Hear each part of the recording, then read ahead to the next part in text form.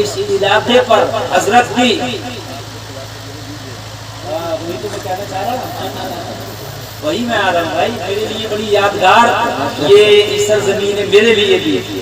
اسی جلسے میں آیا تھا، حضور طاہر ملت کی آمد تھی، بہت بڑا جلسہ تھا اور اس سے زیادہ مہمان، اور سرکار طاہر ملت نے مجھ گناہگار کے اوپر کرم فرمایا۔ سبحان اللہ سبحان اللہ۔ میری زندگی کا وہ یادگار لمحہ ہے، یادگار لمحہ ہے۔ سرکار طاہر ملت کے ٹچ میں 2011 سے تھا، اور اس کے بعد کنٹینیو میں ٹچ میں رہا حضرت کے، اور حضرت سے تربیت پاتا رہا، اور اس کے بعد حضرت نے کرم فرمایا اور اس خاکسار کو خلافت و اجازت سے اسی گاؤں میں نوازا۔ تو میرے لیے یادگار زمین ہے یہ، اور یہ پھر ان سیدوں کی سبحان اللہ۔ آپ بڑے خوش نصیب ہیں، بہت خوش نصیب ہیں کہ دورہ گاہے بگاہے حضرت کے والد محترم کا حضور طاہر ملت کا ہوتا رہتا تھا۔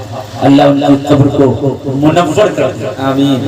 ان کے درجات میں اللہ بلندیاں عطا فرمائے، سرکار طاہر ملت کا روحانی سایہ ہمارے سروں پر قائم فرمائے۔ اب تقریر شروع کرنے اجازت ہے؟ حضرت تشریف لے آئے، اور آج جو کسی سے مرید نہیں ہوا موقع اچھا ہے وہ حضرت سے مرید ہو جائے۔ سبحان اللہ سبحان اللہ، ماشاءاللہ۔ یہ موقع بھی ہے، کیا پتا صبح کو مر گئے اور ایسے رہ گئے، اس سے پہلے کسی اچھے پیر کا دامن پکڑ لیں، اور اچھے کا نہ پکڑو گے تو پیر اتنے ٹہل لیں برا پکڑوا دے گا، ایسا نہ پکڑو گے زبردستی پکڑوا دے گا۔ اب نہ بچو، ٹہل اتنے رہے کہاں تک بچو؟ اب تو پورا بجلی چل رہا ہے، سمجھ رہے ہیں؟ اب ان کے نمائندے گھوم رہے ہیں، ان کے جو ہے پورے وہ چل رہے ہیں، بروکر بھائی ہو گئے، میرے ارے حضرت ایسے ویسے۔ یہ ایسے سید ہیں کہ ان کی سیادت کی قسم گلفام نہیں، خدا کی قسم بڑے بڑے عالم کھاتے ہیں۔ اگر ان کی سیادت میں کوئی شک ہے نا تو ہندوستان میں کوئی سید ہی نہیں، اس سے بڑی کوئی بات نہیں۔ اتنا بڑا اوریجنل ٹناٹن مان کوئی دے نہیں سکتا۔ سبحان اللہ، کوئی ملاوٹ نہیں ہے، سبحان اللہ، بول دو نا سبحان اللہ، ماشاءاللہ۔ آپ تو دیکھ کے بولنا بھی نہیں چاہ رہے ہو، 12 بجے کے بعد جو ہے مجھے پتا ہے کہ بولتی بند ہو جاتی ہے، لیکن جب اتنی بڑی بارگاہ کا شہزادہ آ جاتا ہے تو پھر نہ بولنے والا بھی بولنے لگتا ہے۔ سبحان اللہ، زندہ باد زندہ باد۔ تو میں عرض کر رہا تھا تقدیر کا معاملہ یہ ہے کہ اللہ نے محتاج بھی نہیں بنایا، کچھ کر نہیں سکتے، دعاؤں سے تقدیر بدل جاتی ہے۔ اگر پریشانی ہو تو دعا کرو، پریشانی ہو سرکار سہیل ملت کی بارگاہ میں آ کر دعا کرا، اللہ نے قبول کر لی تو تقدیر بدل جائے گی، برا وقت ٹل جائے گا۔ سبحان اللہ۔ بات سمجھ میں آ رہی ہے کہ نہیں آ رہی بھائی؟ لکھا جتنا اللہ نے ملے گا اتنا ہی، اس سے زیادہ نہیں مل سکتا۔ بولیے اس سے زیادہ، اس سے زیادہ نہیں مل سکتا۔ تقدیر کرتے ہیں، اللہ چاہے تو امیر کو غریب کر دے، اللہ چاہے تو غریب کو امیر کر دے۔ بولو بھائی، کر سکتا ہے نہیں کہ نہیں کر سکتا؟ بالکل کر سکتا۔ آپ ایک قصہ سنتے ہوئے آئے ہوگے، علی بابا 40 چوک۔ اور میں یہ تو نہیں کہہ رہا بالکل سچا ہے، مگر میں بھی سنتا ہوا آیا ہوں، چھوٹی موٹی کتابیں بھی آتی ہیں اس قصے کی، مگر میں یہ کب کہہ رہا ہوں یہ قرآن و حدیث سے ثابت ہے، میں کہہ رہا ہوں قصہ ہے، اب جھوٹ ہو یا سچ لیکن ہے۔ تو وہ اس کا بھائی تھا، وہ علی بابا بڑا غریب تھا، لکڑیاں کاٹ کاٹ کے کام کرتا تھا، اللہ نے اس کے نصیبے میں لکھا، خزانے کو پتہ چل گیا اور بڑا امیر ہو گیا۔ اس کے بھائی کو پتہ چلا، اس نے سوچا کہ میں بھی اس خزانے کا مالک بن جاؤں گا۔ وہ پہنچ گیا اور اس غار میں جا کر کے جب پہنچا بولا کھل جا سمسم، وہ کھل گیا، جا کے بند ہو گیا اور وہ سمسم بھول گیا۔ سمسم کیا ہے؟ بھول گیا۔ فتیرہ کہہ رہا مٹی کھل جا، بادل کھل جا، آسمان کھل جا، یہ کھل جا، پنڈال کھل جا، وہ کھل جا، ہے نا؟ پہنچ گیا، مگر نصیبے میں اللہ نے لکھا ہی نہیں تھا تو مالدار کہاں سے ہوتا؟ بھائی بات سمجھ میں آ رہی ہے کہ نہیں آ رہی ہے؟ آدمی کمانے سعودی جاتا ہے، سعودی وہاں بھی دھکوں پہ رہتا ہے، گھر سے کرایہ ڈلوا کے واپس آتا ہے۔ آپ نے دیکھا کہ نہیں دیکھا؟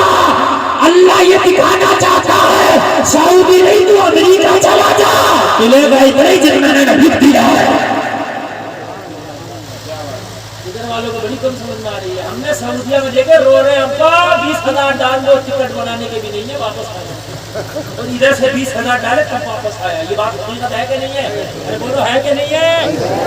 اور یہاں چھولے بھٹورے کی دکان لگایا پڑا ہے, پکوڑی کی دکان پہ نمبر نہ رہے باز بتا رہا ہوں میں جو اللہ نے لکھ دیا ہے.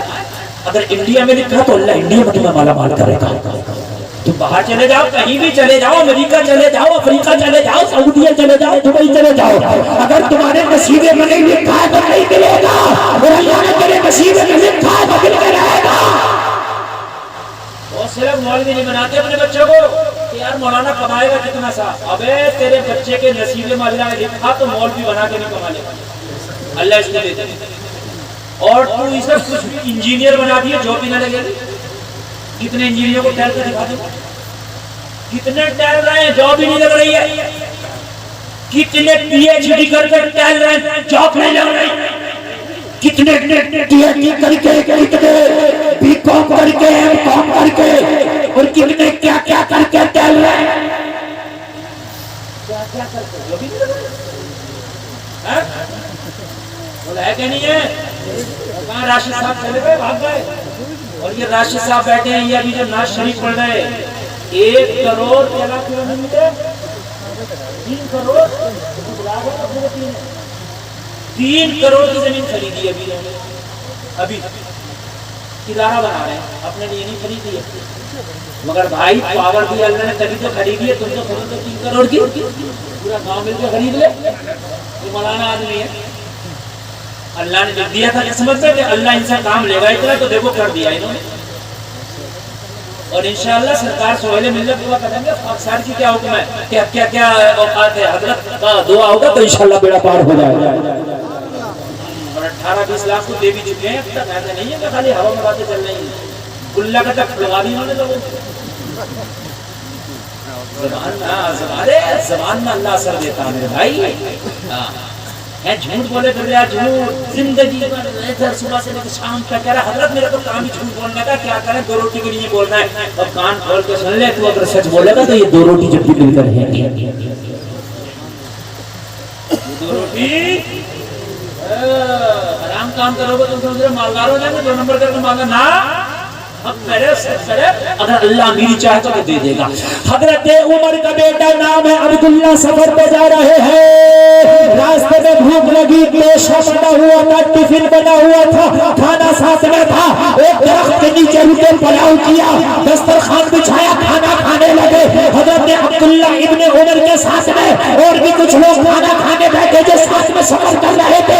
حضرت عبداللہ ابن عمر نے نگاہ اٹھائی, ایک چرواہا بکریاں چرا رہا تھا. حضرت عبداللہ نے فرمایا جاؤ اس چرواہے کو بھی بلا لاؤ, وہ بھی ہمارے ساتھ کھانا کھا لے گا.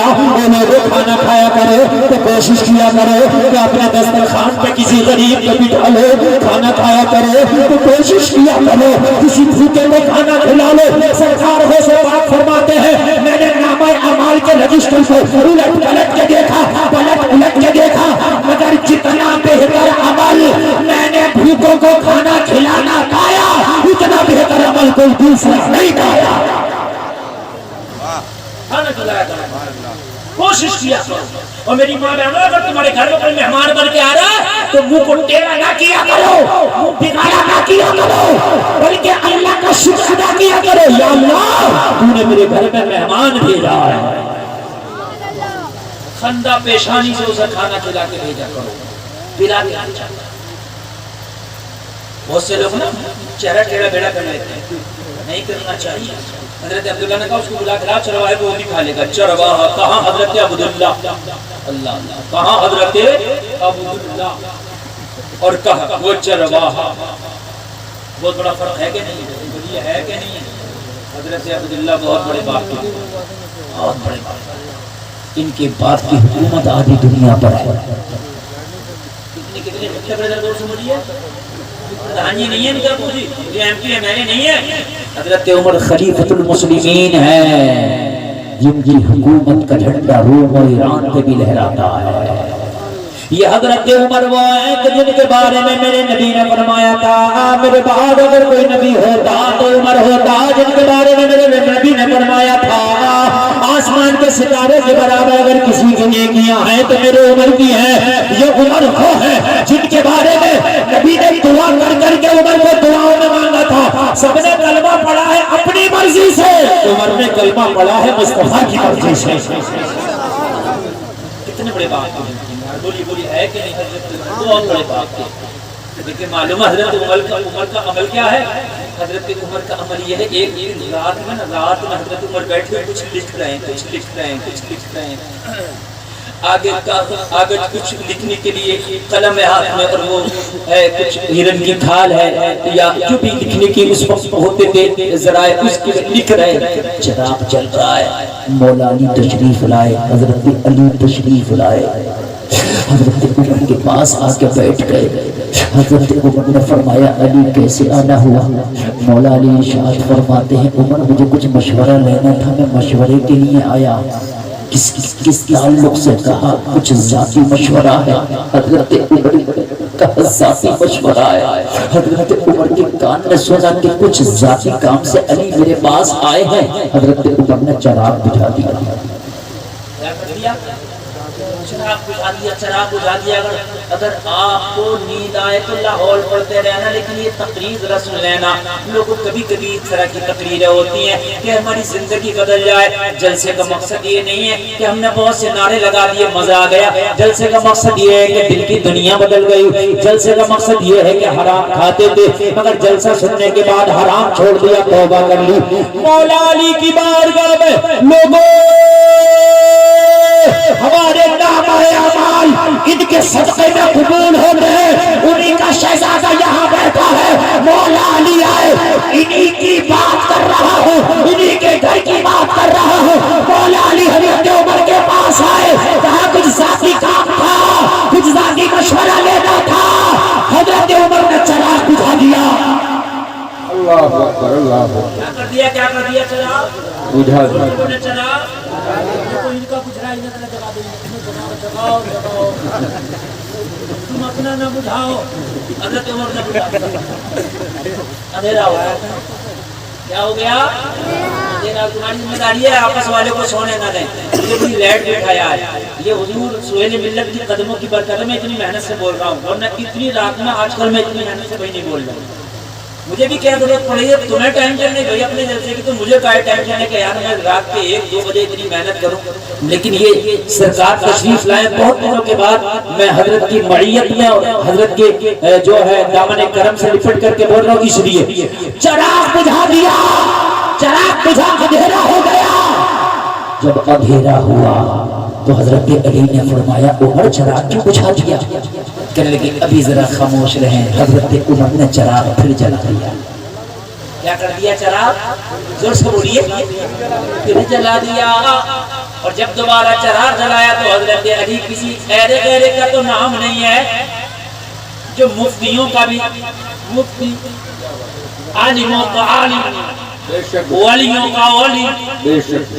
یار سبحان اللہ تو کہہ دو. جب تک ڈورا علی سے نہ ملے گا, جب تک ولایت نہ ملے گی. حضرت علی نے فرمایا عمر جب جلانا تھا تو بجھایا کیوں, اور بجھانا تھا تو جلایا کیوں؟ اللہ بولو ہے کیا نہیں ہے؟ توجہ کرنا. یہ تو چاہتے کھیتوں پہ ٹہلنے ہی میں سے گنے توڑے خوب کھا رہے ہو چرا پر.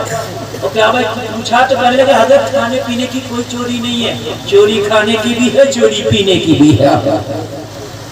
یہ جو گاؤں سے ٹرالی نکلتی ہے تو بیٹا اور بچہ کھینچنے 2-4 گنے بچوں نے کھینچ لیے, گھر میں لایا تو اماں نے یہ نہیں پوچھا کہ بیٹے میرا کوئی کھیت نہیں ہے, تم کہاں سے لایا؟ اماں کہنی بیٹے ایک گنا مجھے دے دے, بہن پیچھے پیچھے بھیا ایک مجھے بھی دے دے. خبردار, تمہارے بچے اگر گھر میں وہ چیز رہے جو تمہارے پاس نہیں ہے تو بچوں سے پہلے پوچھو بیٹا یہ چیز جو ہمارے پاس نہیں تھی کہاں سے لائے؟ اگر بچوں نے بتایا بغیر اجازت کسی کی لائے ہے تو واپس کرا دو. کھاؤ نہیں, حرام ہے. حرام کے لقمے کھاؤ گے, حرام کا خون بنے گا, نہ دعا قبول ہوگی نہ عبادت قبول ہوگی. حضرت علی نے فرمایا جب جلانا تھا تو بجھایا کیوں, بجھانا تھا تو جلایا کیوں؟ عرض کی علی یہ جو میں کام کر رہا تھا یہ خلافت کا کام تھا، سرکاری کام کر رہا تھا، اور یہ جو چراغ جل رہا تھا نا، یہ سرکاری چراغ جل رہا تھا۔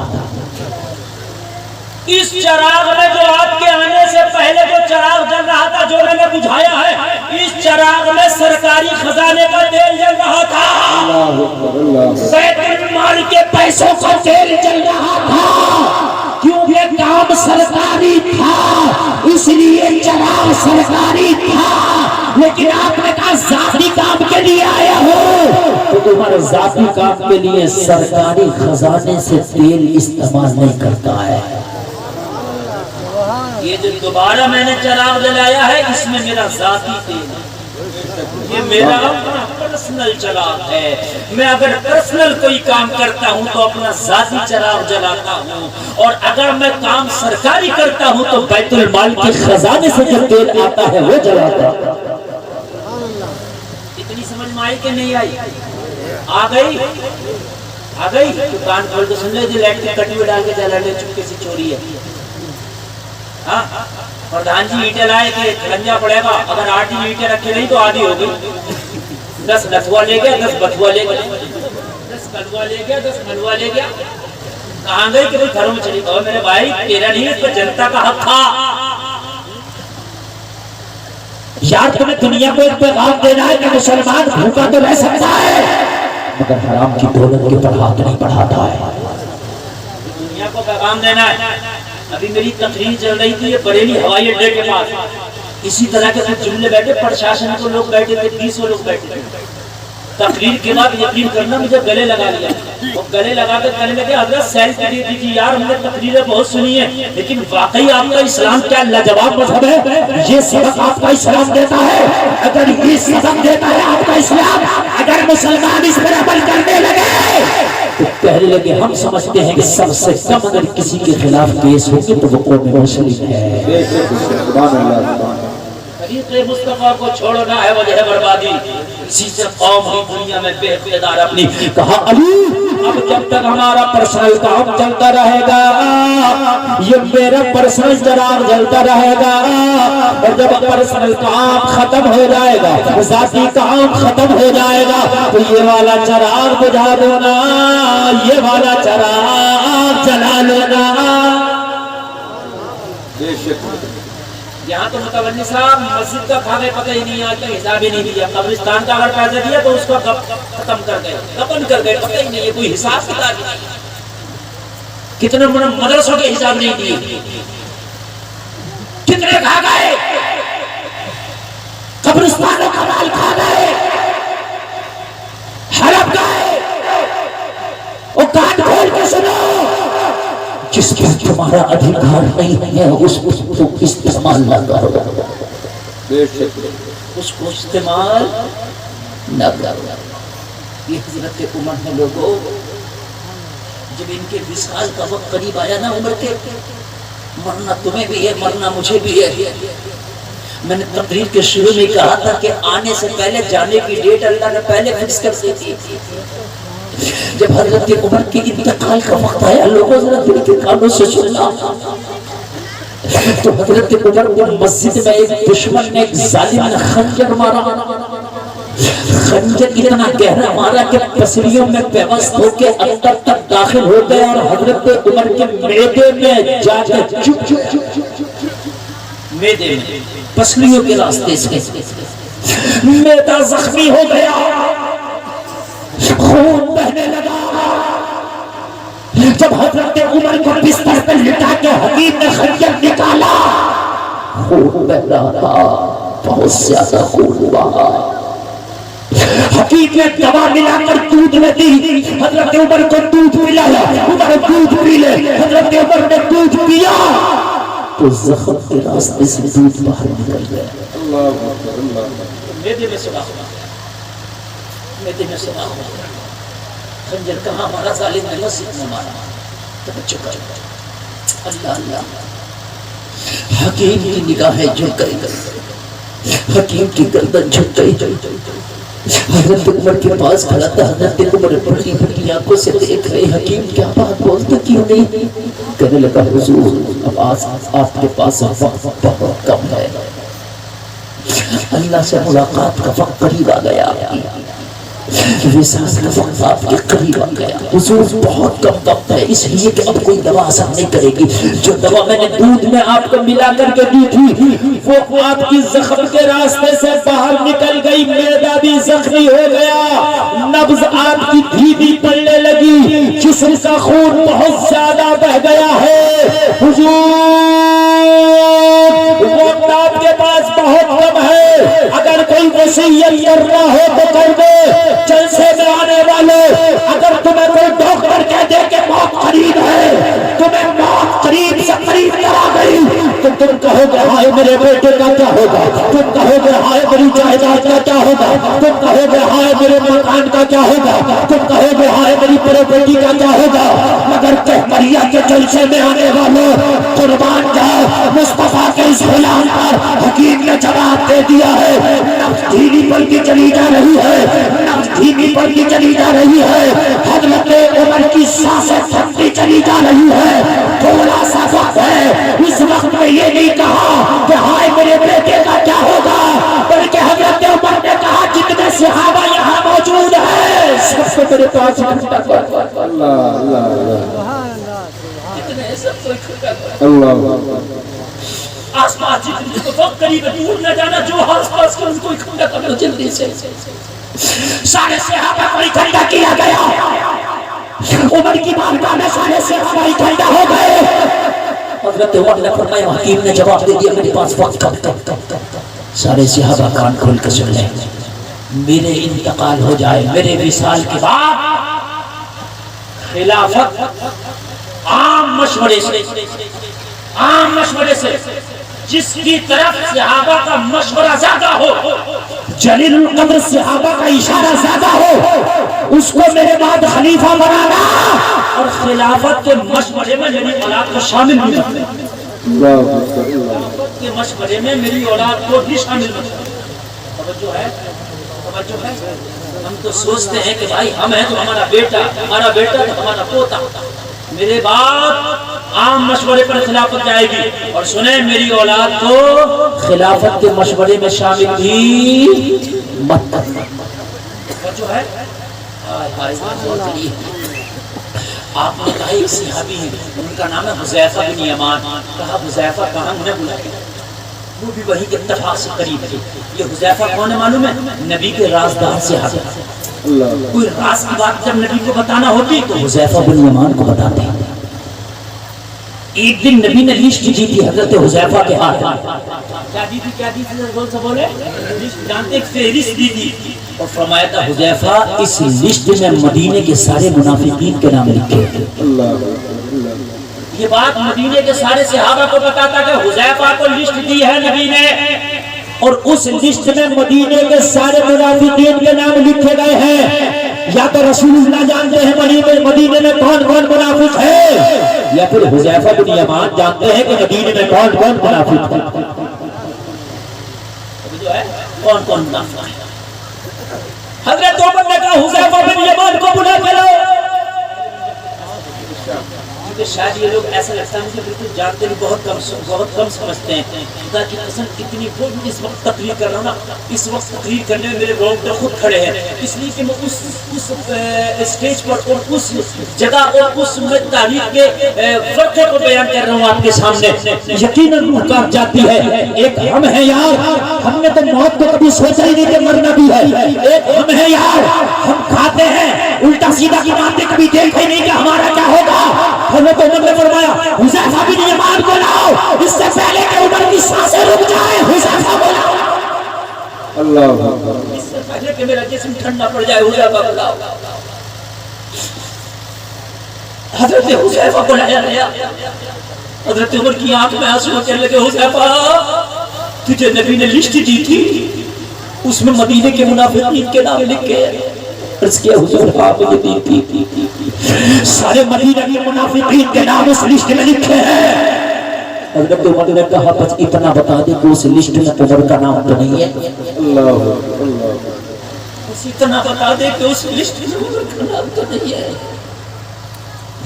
حکیم نے جواب دے دیا ہے، وقت بہت کم ہے. حضرت حذیفہ نے عرض کی حضور میرے لیے یہ راز کا معاملہ ہے میں نہیں بتا سکتا. حضور میرے لیے منادی ہے میں نہیں بتا سکتا. حضرت عمر نے فرمایا حذیفہ میں سب کا نہیں پوچھتا بڑا پوچھتا ہوں بتا میرا نام ہے کہ نہیں ہے. جب حضرت عمر نے زیادہ اصرار کیا تو حضرت حذیفہ نے فرمایا عمر اس میں آپ کا نام نہیں ہے. سبحان اللہ سبحان اللہ سبحان اللہ. حضرت عمر کے چہرے میں اس وقت مسکراہٹ آئی اور حضرت عمر نے ہاتھ اٹھائے جیسے بھی اٹھ سکے اور کہا اللہ تیرا شکر ہے کہ عمر دنیا سے منافق نہیں جا رہا. سبحان اللہ. جس عمر کی بات کر رہا ہوں اس کے بارے میں نبی نے دعاؤں میں مانگا تھا. جس عمر کے بارے میں نبی نے کہا میرے بعد اگر کوئی نبی ہوتا تو عمر ہوتا. جس کے بارے میں میرے نبی نے کہا آسمان کے ستاروں کے برابر کسی کی نہیں کیا تو عمر کی وہ عمر کہہ رہا اللہ تیرا شکر ہے کہ عمر دنیا سے منافق نہیں جا رہا. حضرت عمر نے اپنے بیٹے عبداللہ کو بلایا. کس کو بلایا؟ زور سے بولیں. وہی عبداللہ جو وہ کھانا کھا رہے ہیں چرواہے کو بلا رہے ہیں. عبداللہ کو بلا کے فرمایا بیٹا عمر کے اوپر 80 دینار کا قرضہ ہے. 80 دینار. عمر کو یاد کرو. مہاتما گاندھی کہتا ہے کہ اگر سادگی کی مثال دینے پہ آؤں تو رام کرشن جی کو اور رام جی کو کوڈ نہیں کروں گا. میں اگر میں کوڈ کروں گا تو عمر اور ابو بکر کو کوڈ کروں گا.